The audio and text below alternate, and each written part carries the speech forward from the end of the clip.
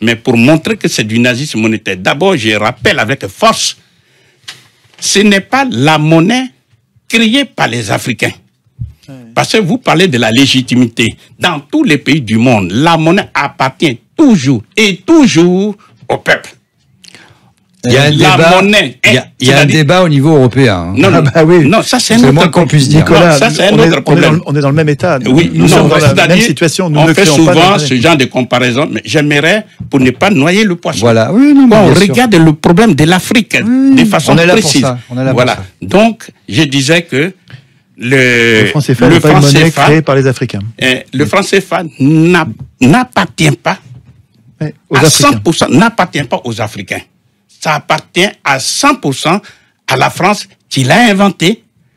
Et ceci par et pour les intérêts des colons. Donc, nous voyons bien. Alors, là, il va falloir préciser, quand vous dites le franc CFA appartient à la France, aujourd'hui, quelle est la réalité de cette acception, quoi? Très bien. La réalité ça, c'est important. La réalité est la suivante. C'est que quand on regarde, il y a deux grandes parties qu'on peut dire. Les institutions de la zone franc CFA, d'une part, et d'autre part, les quatre principes de la zone franc. Lorsqu'on regarde au niveau des institutions, où il y a la conférence des chefs d'État, il y a tout le reste, mais surtout les trois banques centrales. Mais tout ça, c'est dominé par la France, qui essaie de s'adapter, de s'harmoniser, tout ça, mais qui a un droit de veto. Un droit de veto. Je donne un petit exemple. Sur quel genre de décision? Ouais, donnez des exemples. Je donne un exemple. Il est dit, par exemple, que au conseil d'administration de la Banque centrale des Comores, où il y a 8 administrateurs, à l'instant où je vous parle, il y a 4 Français et 4 Comoriens. Ce qui veut dire, pour que le conseil d'administration se réunisse, il faut au moins 5 administrateurs, c'est-à-dire 4 Comoriens, mais au moins un Français. Si la France ne veut pas de l'ordre du jour, n'a qu'à faire simplement la politique de la chaise vide, et puis le pays est bloqué. Le quorum n'est pas atteint, donc voilà. il n'y a pas de... Deuxièmement, toujours en restant dans ce même exemple, les décisions ne sont validées que si elles sont prises au moins par 6 administrateurs. Bon, ça c'est ce que nous appelons le droit de veto. Maintenant, revenons sur le cas de la BCEAO, Banque centrale des États de l'Afrique de l'Ouest. C'est le même principe de l'unanimité. Par exemple, ils ont inventé il n'y a pas longtemps, en 2010, ce qu'ils appellent le comité de politique monétaire, où ils ont mis un seul Français. Mais c'est encore le principe de l'unanimité. C'est-à-dire la politique monétaire, en fait, elle est décidée en dernier ressort par la France. Même chose, et ça c'est écrit dans les statuts pour la BEAC, Banque des États de l'Afrique centrale, où il s'est écrit clairement que la France participe à la gestion et au contrôle de la BEAC, c'est la Banque des États de l'Afrique centrale. Oui, parce que justement, elle garantit la convertibilité du franc CFA, hier en franc français et aujourd'hui en euros. Alors la question que tout le monde se pose, évidemment, c'est qu'aujourd'hui, c'est pas tout à fait nouveau, mais disons que ça a pris beaucoup d'ampleur dans les 5 dernières années, notamment la Chine investit beaucoup sur le continent africain. Oui. Est-ce que finalement le franc CFA est une manière de protéger l'Afrique d'une nouvelle colonisation chinoise, ou est-ce que pas du tout, c'est un peu la double peine? Comment ça fonctionne? Par exemple, les Chinois, comment ils font pour investir, pour se développer, pour prendre possession, on le voit, d'un certain nombre de ressources, parce qu'il y a des luttes très féroces entre les États-Unis, on va dire la Chine et la France, dans certains nombres, vous avez vu ce qui s'est passé avec les otages récemment, dans cette zone saharienne, cette zone du Sahel, où on voit toutes les ressources minières, l'uranium, etc. Comment ça se passe? Est-ce que la Chine peut, d'une manière comme ça tout à fait libre, prendre possession des ressources? Est-ce que le franc CFA est une manière de les bloquer ou pas du tout? Est-ce qu'il y a une convertibilité, par exemple, de la monnaie chinoise? Parce que ça, c'est un point clé. Voilà. Le problème de la Chine et des autres grandes puissances, les États-Unis, on peut en parler. Mais je pense, pour donner plus de clarté à ceux qui nous écoutent sur le problème du franc CFA, il faut, parce que nous sommes limités dans le temps, expliquer grossièrement, enfin, sommairement. Les avantages et les inconvénients. Voilà, les avantages et les inconvénients. Et après, on verra, parce que c'est vrai que la convertibilité, mais après, on verra. Là-dessus, on peut voir ça. Mais, parce que souvent, les gens ont tendance à évoquer ce genre de problèmes pour, si vous voulez, faire peur. Et sans comprendre les enjeux. Il faudrait voir les enjeux en positif et en négatif. Je vais rapidement donner l'information sur les 4 principes. Le principe de la centralisation des champs, ça veut dire, ou bien les comptes d'opération, ça veut dire, depuis 1900, ça veut dire... Centralisation des quoi? Pardon? Centralisation des quoi? Des changes? Des changes, ou alors les comptes d'opération. C'est-à-dire, c'est du nazisme monétaire, dans la mesure où on oblige les Africains, depuis 1945 jusqu'à 1973, à déposer en France l'intégralité, 100% de ce qu'ils gagnent quand ils vendent à l'extérieur. Jusqu'à quelle année vous avez dit? 73. 73. Et à partir de 73, c'est 50%, je crois, c'est ça? Non. C'est curieux, c'est 65%. J'ai dit de 1945 jusqu'à 1973, c'est 100%. C'est 100%. S'ils ont gagné 1000 milliards de dollars, ils déposent dans un compte que la France a pu ouvrir pour eux. Nicolas, ici. Il faut juste que vous preniez, il me semble, pour ceux qui connaissent pas l'échange, il faut que vous preniez un exemple. En disant, par exemple, quand un pays de la zone CFA a réussi à vendre, par exemple, de son coton, à l'extérieur, il y a des devises qui rentrent. C'est ça qu'il faut expliquer. Et que ces devises, quand elles rentrent, c'est une richesse pour le pays, parce que normalement, ça va lui permettre d'acheter autre chose. Voilà. Et au lieu de s'en servir pour acheter autre chose, il faut qu'elle dépose cet argent, non pas dans sa banque centrale à elle, disponible pour participer au développement, mais il faut qu'elle le dépose dans une banque française, à la Banque de France. Donc, c'est au Trésor public français. Je rappelle, pour mémoire, le Trésor public, c'est l'expression financière de l'État. Donc, s'ils ont eu 1000 milliards de dollars, parce qu'ils ont vendu, eh bien, l'intégralité de ces 1000 milliards s'est déposée au Trésor public. À l'étranger, dans le pays colonisateur. Dans le compte ouvert pour eux en France. C'est ça. Deuxièmement, de 1973 jusqu'en 2005, précisément le 20 septembre, eh bien, la France, dans sa générosité, a dit, bon, ce n'est plus la peine de prendre 100%. Il faut simplement prendre 65%. C'est-à-dire, si les Africains ont vendu pour 100 milliards de dollars, de yens, etc., ils déposent 65 milliards. Mais, Nicolas, ils ne donnent pas cet argent. Ils le déposent sur un compte, mais les pays peuvent s'en servir en faisant des chèques. Ça, c'est ce qu'on dit. Ça, c'est ce qu'on dit. Mais nous sommes en train d'expliquer les faits. Et maintenant, à la seconde, l'argent n'est pas volé. Ils peuvent s'en servir pour autre chose, non? Mais non, je vais tirer les conséquences. Vous allez voir tout de suite. Et maintenant, de 20 septembre 2000 jusqu'à la seconde, nous parlons, ils déposent 50%. Aujourd'hui, on en est à 50. La question, c'est de dire, mais quels sont les inconvénients de ce compte d'opération? Les inconvénients sont nombreux. La première conséquence est logique. C'est que ces pays ne peuvent pas utiliser leurs devises pour acheter les biens d'équipement, les machines, pour pouvoir transformer chez eux les matières premières. C'est pourquoi ils sont sous-industrialisés. Et c'est pourquoi ils sont pauvres, parce que pour développer un pays, il faut, certes, l'outil monétaire, parce que le pays, l'économie d'un pays se gère par 2 outils. L'outil monétaire et l'outil budgétaire. Alors, ici, on va faire un petit peu. À ce moment-là, c'est du vol. On est obligé de déposer et on peut pas s'en servir pour acheter tout le monde. C'est-à-dire que j'arrive, comme il dit, il veut faire un... C'est-à-dire quand il dépose les devises, la France n'a qu'à appuyer sur sa machine qui se trouve à Chamalières, parce que ça aussi, il faut le savoir. Ça se trouve à Chamalières. Et elle produit des faux billets qu'on appelle le franc des colonies françaises d'Afrique. Donc la France récupère des devises étrangères et elle ne donne au pays en question que des francs CFA. Voilà, parce qu'il faut que les auditeurs le sachent. C'est encore pire que ce que j'imaginais. Il faut que les auditeurs sachent. Le franc CFA ne se fabrique pas en Afrique.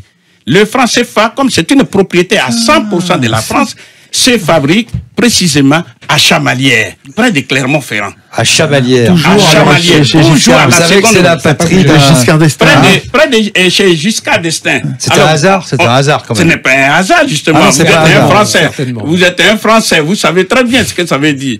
Giscard d'Estaing et autres. Deuxième conséquence logique, vous comprenez que lorsque ils ont cet argent des Africains est confisqué, eh bien, une des conséquences majeures, puisqu'il faut qu'ils déposent les devises, alors ils sont contraints à une austérité budgétaire sans fin. Parce que le budget, c'est deux parties. D'un côté, les recettes, de l'autre côté, les dépenses. Déposer les comptes dans les comptes d'opération.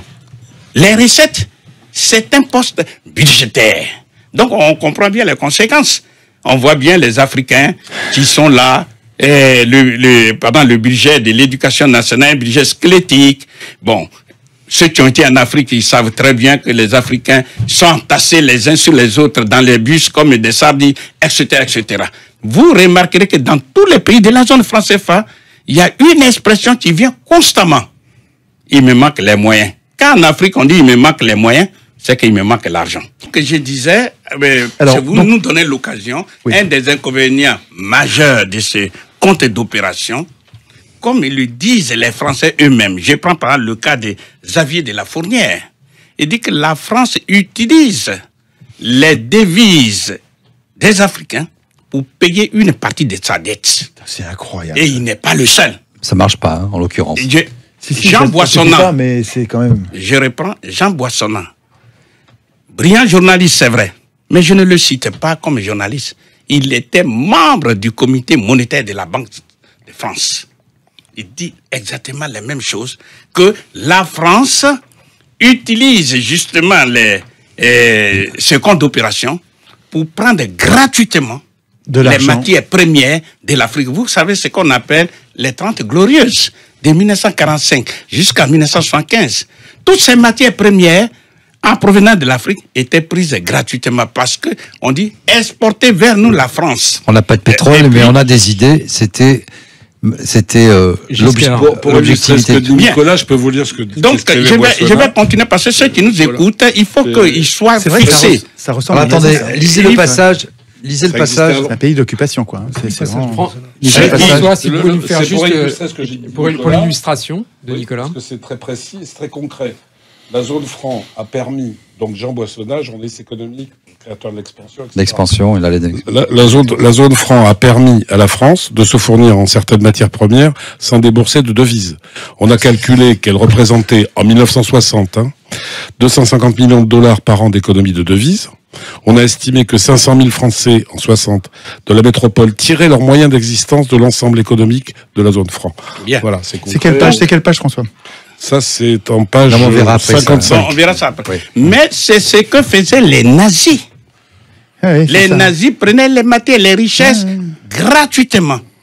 Sans débourser des... c'est ce que les Anglais aussi, c'est ce que font tous les autres. Ils avaient les colonies, ils avaient la zone sterling. Oui, attendez. Mais quand on résout un problème... Non, mais c'est pas que les nazis, c'est ce que tous les gens... Quand vous installez dans un pays et que vous niez la souveraineté de ce pays, vous vous servez. Donc, on est bien pour nazis. Voilà, donc, moi, je fixe là, parce que je dis et je répète, quand les nazis ont pris la France, je ne vous fais pas un dessin, puisque tout le monde le reconnaît, l'Afrique a joué un rôle très important dans la libération de l'Afrique. De la France. De la France, pardon. Bien sûr. Or, à peine libérée, la France retourne contre l'Afrique. Donc, c'est ce que je suis en train de décrire. Un des éléments importants que nous dit Jean Néné dans son rapport, il dit que la France utilise les devises africaines pour combler le déficit de la balance des paiements. C'est Jean Néné qui dit ça? Oui, oui. Jean-Noël Jean Néné. Jean-Noël, oui, le père de... Nous continuons toujours. Donc, vous voyez bien que cet approvisionnement gratuit que décrit avec justesse Jean Boissonnat, c'est ce qu'il vient de rappeler. Ensuite, la France prend l'argent des Africains pour endetter les Africains. Ah, ça, c'est un deuxième point, alors, c'est ça? Un des inconvénients. Alors, oui, parce nous sommes toujours... On est toujours sur le premier point, centralisation. Oui. Et il y a une suite encore dans ce premier, on n'est pas encore passé au deuxième. Et voilà. La suite, donc, je suis en train de vous citer quelques exemples, quelques inconvénients. Sinon, si vous voulez, je peux passer aux autres. Mais... Non, finissez. Voilà. Soyons fluides, ne faisons pas des sous-ensembles, sinon les gens n'arrivent plus à comprendre. La France utilise les capitaux des Africains pour endetter les Africains. Comment ils font? Comment on le fait? Prenons un exemple. Imaginons un seul instant, on vous prête, vous, 12 000 milliards d'euros de France, enfin, on vous confie ça. Eh bien, pendant un an, même puisque vous n'allez pas garder cet argent sous le paillasson, sous le matelas, vous allez confier ça à un banquier. Le banquier vous dit, je vous rémunère pour 1% seulement. Ah ben c'est l'histoire de Patrick Drahi, ça, pour les médias que vous nous racontez parce là. Que, non, j'ai dit, on vous confie et vous placez ces 12 000 milliards dans une banque qui vous rémunère ne serait que pour 1%. 1% des 12 000 milliards, c'est 120 milliards d'intérêts seulement. 120 milliards. C'est comme ça que ça fonctionne. Bien, la France... C'est comme ça que le système tient. Oui, mais nous sommes quand même en train de parler aux gens pour comprendre le système. Et donc, finissez l'exemple, ouais. Voilà, un seul exemple. Donc, ces intérêts rapportés 1% en faveur de la France plus déçue, elle va aller prêter cet argent aux Africains, tabour battant, en mutant tous les journalistes, on s'en va aider les Africains. C'est ce qui s'appelle... On va prêter l'argent des Africains je fais juste un petit point. Peu importe le taux, ça veut dire que c'est comme ça, Étienne, qu'on crée de la monnaie. Ouais. Parce que s'il y a une banque centrale qui crée, qui imprime des billets, etc., c'est en prêtant, vous avez un effet levier qui est de 9 par rapport à 10, et chaque fois que vous prêtez de l'argent, vous faites de la création de monnaie. Et c'est comme ça que c'est ça ce qui est important à comprendre. Voilà. Donc, le crédit, c'est pas du puisque nous avons d'autres, nous avons les autres principes. C'est la monnaie qui n'existe pas. Un des éléments que je voulais signaler, c'est que c'est une technique mise en place pour faire ce qu'on appelle la mise au pas des dirigeants africains. Sinon, c'est ce que moi j'appelle la violence nazie encore. Pourquoi? Parce que tous ceux qui, d'une manière, tous ceux qui ont eu à aspirer à la souveraineté de leur pays, que ça soit Sankara, Djibo Bakary du Niger, qui devrait prendre le pouvoir parce qu'il était le président du parti Sawaba. C'est lui qui devait prendre le pouvoir. Comment il s'appelle? Djibo Bakary. Mais en tout cas, Général de Gaulle lui a créé tous les problèmes et il l'a obligé à fuir le Niger et en lieu et place on a mis Amani Dioré. C'était en 58. En 1958, ça a été le cas de Sékou Touré. Je ne vous fais pas un dessin. Sékou Touré, il a dit non, quand on est souverain, on est indépendant, on bat sa monnaie. Général de Gaulle lui a créé tous les problèmes. On a même déversé sur la Guinée des faux francs français guinéens pour pouvoir... Des faux francs guinéens. Des faux francs guinéens. C'est-à-dire qu'ils ont semé la panique monétaire pour pouvoir désorganiser les barbouzes, quoi, ont fabriqué une panique monétaire. Hein. Puisque le temps nous est compté, on va aller très vite. En 62, il y a eu Modibo Keïta du Mali, qui a battu monnaie. Eh bien, toutes les tracasseries, tous les ennuis lui ont été créés, avec même la complicité de certains dirigeants africains sur lesquels s'appuyait la France, mais je ne vais pas les citer volontairement. Eh bien, à la fin des fins, Modibo Keïta a été arrêté, mis en prison, empoisonné et mort en prison. Ah ben oui. Ensuite, en 1963... Et le Mali est revenu dans le franc CFA. Voilà, et finalement, on a obligé le Mali à revenir dans la zone franc CFA parce que c'était le mauvais exemple à ne pas suivre. Combien de pays en pourcentage aujourd'hui sont dans la zone franc CFA sur le continent africain?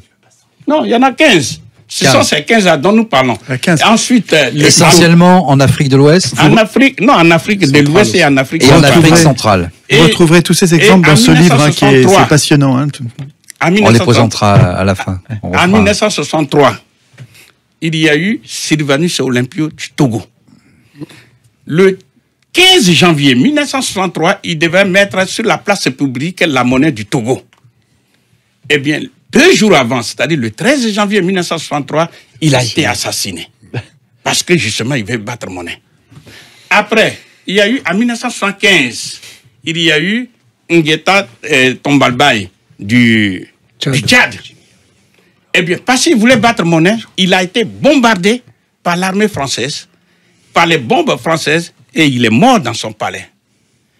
Ensuite, vous connaissez l'histoire de, comment on appelle, Kadhafi. On la connaît très bien. Peu importe tout ce qu'on dit, mais nous sommes dans le domaine de la monnaie. Il voulait créer la monnaie africaine. C'est-à-dire la Banque centrale africaine avec la monnaie africaine. Par voie de conséquence, le franc CFA allait disparaître. Vous savez ce qui est arrivé.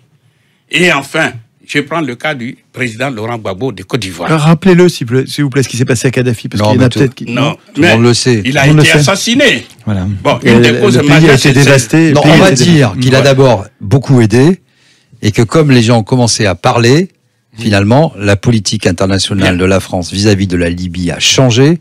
Et on a des spécialistes comme monsieur Bernard-Henri Lévy, par exemple, qui a décidé de dévaster le pays. Qui décide d'un coup d'un seul comme ça, en faisant de la philosophie entre Saint-Germain, Marrakech et New York, de tirer sur un peuple. Il est complètement magnifique. Du jour au lendemain, ce peuple et ses dirigeants, il faut vivre dans le chaos. Voilà. Bien. Donc, vous voyez bien que... Ça, ce sont des faits. Hein. Voilà. Le cas du président Laurent Gbagbo. Ce n'est pas que parce que Gbagbo est contre les intérêts de la France, c'est pas ça.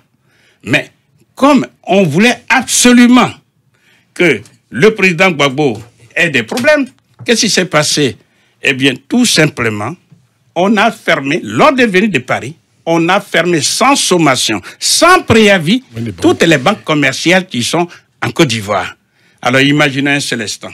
Vous êtes un chef d'entreprise. Vous voulez retirer l'argent. Vous ne pouvez pas. Vous ne pouvez pas payer ni les salaires, ni les fournisseurs. En un mot, votre entreprise. Vous faites faillite. Votre entreprise est bloquée. Vous êtes un ménage. Vous voulez retirer de l'argent pour nourrir la famille, payer les médicaments. Vous ne pouvez pas. C'est tout le système des encaisses qui est bloqué. Mais c'est la France. La France a le moyen de fermer les banques commerciales ivoiriennes. Bien sûr, c'est la monnaie. Si Nicolas me permet, j'ai vécu. Qui détient la monnaie.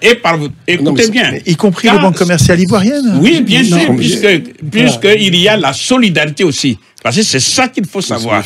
Parce que quand on dit la BCC, c'est bien la BNP. La Société Générale, c'est bien la Société Générale. Et par commodité, et non, pas par solidarité, quand toutes les autres banques commerciales ont fermé. Mais ce que je voudrais dire, parce qu'il ne faut pas noyer le poisson, quand ces banques ont été fermées vers la fin, eh bien, Gbagbo était obligé, puisqu'on a même retiré, on a interdit aux représentants du président Gbagbo à la BCAO qui est la banque centrale de ces 8 États, on les a renvoyés. Gbagbo a été donc obligé de dire, bon, en tant que premier responsable du pays, eh bien, je suis obligé de créer la monnaie ivoirienne. Et selon Koné Katina, le ministre du budget de l'époque, il dit au plus tard, le 15 mai. Quelle année? 2011. Eh bien, on devrait voir la monnaie ivoirienne en circulation. Eh bien, tout ça, ça n'a pas plu à l'occupant français. Et la France s'est rattrapée sur le plan militaire. Quel mois? Juste combien de temps après? C'est-à-dire, vous avez vu ce qui s'est passé, les bombardements. Et on a bombardé Gbagbo. C'est quand les bombardements? C'est avril? En avril. On a bombardé Gbagbo. 2011. Ouais. Mais enfin, attendez, il y a bien un prétexte. Qu'est-ce qu'a dit le gouvernement français pour justifier le bombardement de la Côte d'Ivoire? Il est évident qu'on vous donnera des faux arguments. Mais nous sommes en train d'expliquer, puisque moi je suis sur le plan monétaire. Le deuxième principe, et surtout, rappelez-moi votre question, parce qu'elle est très importante et je vais donner une réponse. Donc, deuxième principe, c'est ce qu'on appelle le principe de la libre convertibilité des francs CFA hier en francs français et aujourd'hui en euros. Bien. On vous dit toujours que c'est une bonne chose pour les Africains. N'oublions pas que ce sont des systèmes, enfin c'est un système mis en place à l'époque coloniale par les colons et pour les intérêts des colons. Donc vous voyez bien, la permanence ne fait que perpétuer la colonisation. Donc ici, quand on vous dit le franc CFA est convertible, la réalité, c'est que le franc CFA n'est pas une monnaie convertible.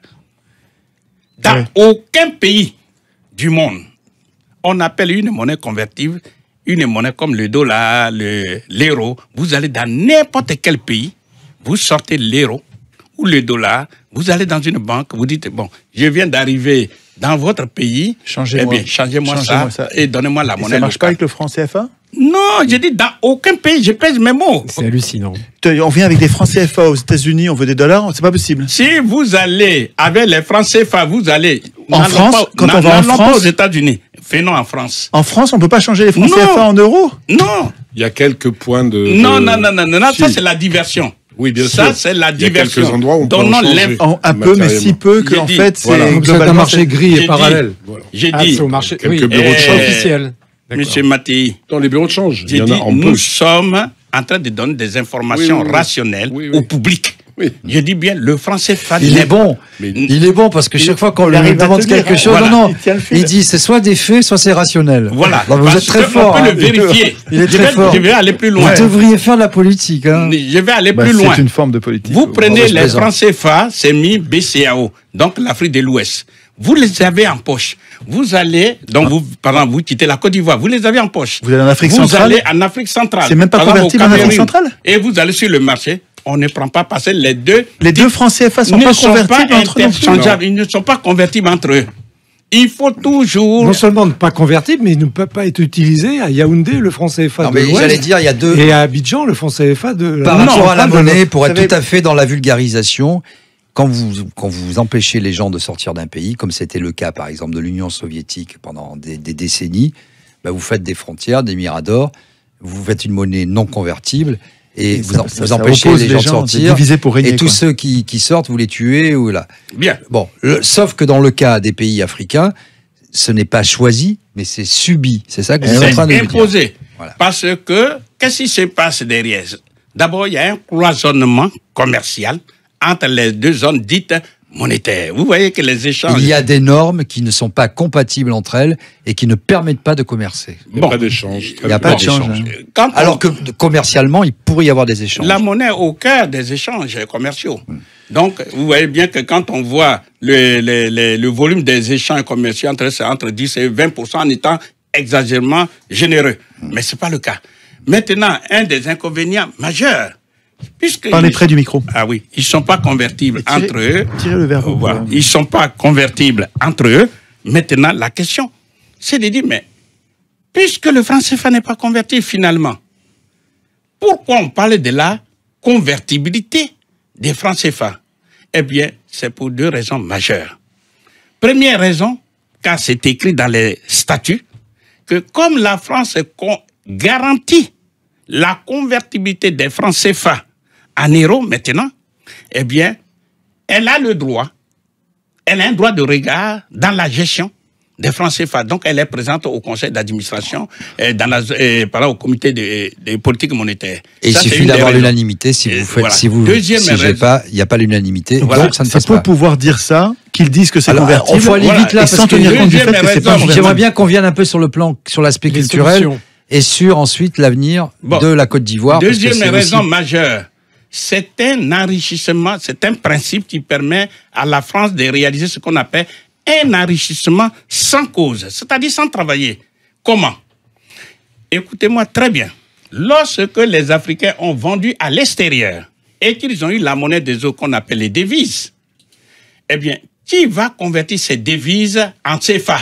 Il y a un pays, un seul, qui s'appelle la France. Donc, elle appuie sur sa machine qui est chamalière, elle prend les devises et elle donne des faux billets qu'on appelle les francs CFA. Ça, c'est ce qu'on disait tout à l'heure, ça. Ça, c'est le premier avantage. Deuxième avantage... Est-ce que, selon vous, il y a une relation de cause à effet entre les biens mal acquis?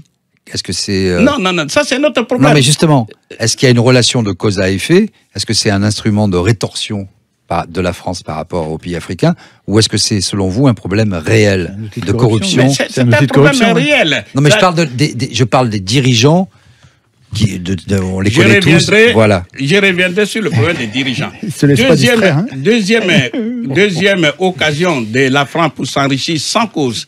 Quand les pays africains s'endettent, ils seront s'endetter auprès du Japon, de n'importe quel pays. Ces pays, elles vont leur donner des devises. Mais ces devises, pour les utiliser en CFA, il faut un pays qui les convertisse. C'est la France. Donc, même avec l'argent qu'ils empruntent, mais c'est incroyable. C'est ça le problème. Deuxième raison. Ils sont verrouillés de Même quand ils s'endettent, on leur donne des devises. J'ai dit que je pèse mes mots. Troisième raison. Quand les membres de la diaspora font des transferts de fonds à leurs parents, etc. Et Dieu seul sait que les transferts de fonds de la diaspora sont plus importants que les dons et ce qu'on appelle l'APDSA, l'aide publique au développement. Eh bien, le parent ne reçoit pas, si par exemple celui qui est aux États-Unis. Il envoie les dollars. On ne paye pas le parent en dollars. Non. Il faut convertir en CFA. Il y a un pays, un seul, qui peut convertir en CFA, c'est la France. Bon. C'est incroyable. On a compris le principe. Alors, expliquez-nous. Alors, allez-y. Quatrième dernier moment de s'enrichir sans cause, ce sont les dons et l'APD, c'est l'aide publique au développement. C'est la même chose. Tout ça, c'est en devise. C'est incroyable. C'est la France qui convertit. Alors, après, vous comprenez pourquoi, quel que soit le dirigeant français, depuis le général de Gaulle jusqu'au président Macron, vous voyez que c'est une manne financière. On ne peut pas renoncer à ça. C'est aux Africains et aux seuls Africains de comprendre tout ça. Bon, donc vous voyez bien, ça c'est le principe de la libre convertibilité. Troisième principe qu'on appelle le principe... Vous étiez déjà au quatrième. Non, c'était le quatrième. Ah non, c'est le quatrième du deuxième. Troisième, il a plein de choses à dire. Parce que j'ai bien noté. Non, mais il ne faut pas qu'il parle tout le temps, parce qu'après, il y a d'autres invités. On peut toujours... Non, allez. Essayez de résumer, Nicolas. Je pense qu'il faudra qu'on recommence. Mais il faut qu'on résume, c'est vrai, parce qu'on va arriver au bout et il faut que tout le monde ait parlé un peu. Mais moi, je vais vous faire revenir, parce que c'est. En fait, il faut que vous ayez quelle solution en deux mots. Voilà, si vous voulez. Finir juste, il y a un troisième principe qu'on appelle le principe de la fixité des parités entre le franc CFA et l'euro. On vous fait comprendre que le franc CFA est une monnaie solide, est une monnaie stable. La réalité, c'est faux.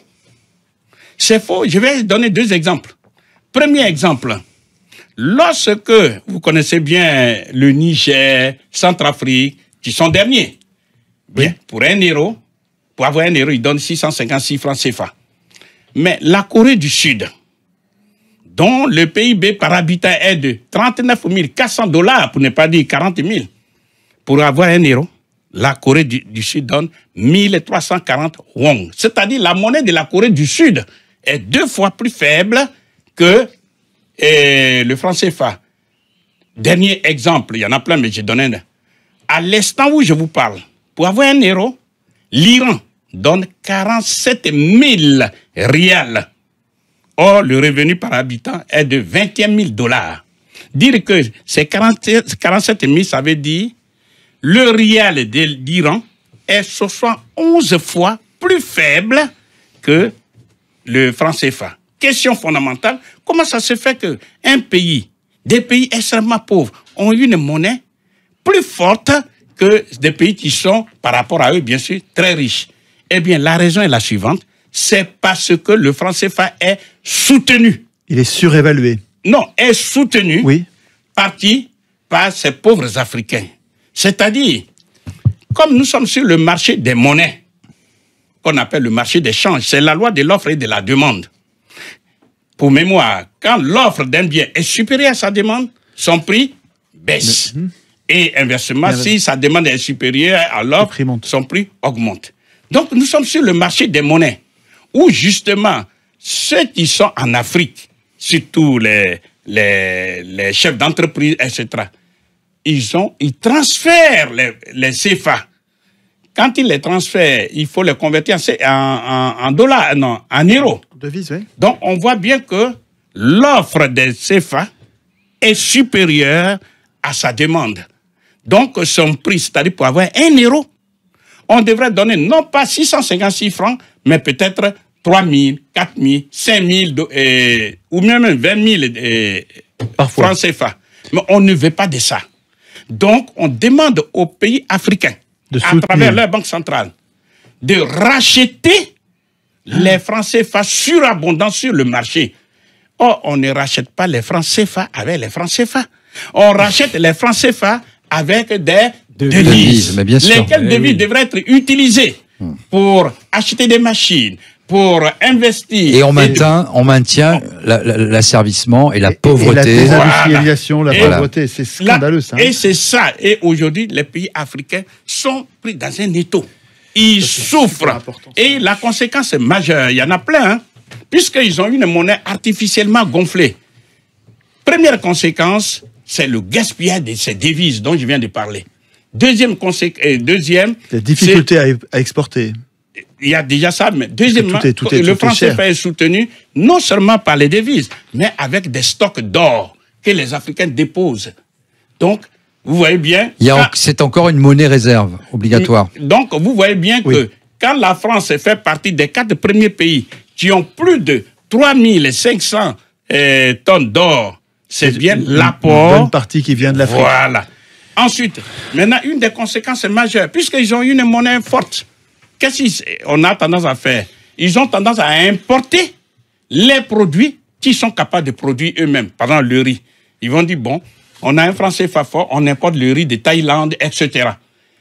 Et du coup, ils créent à l'extérieur des emplois et eux-mêmes, et la pauvreté, le chômage en local. Et puis, c'est qu'ils subissent ce qu'on appelle l'inflation.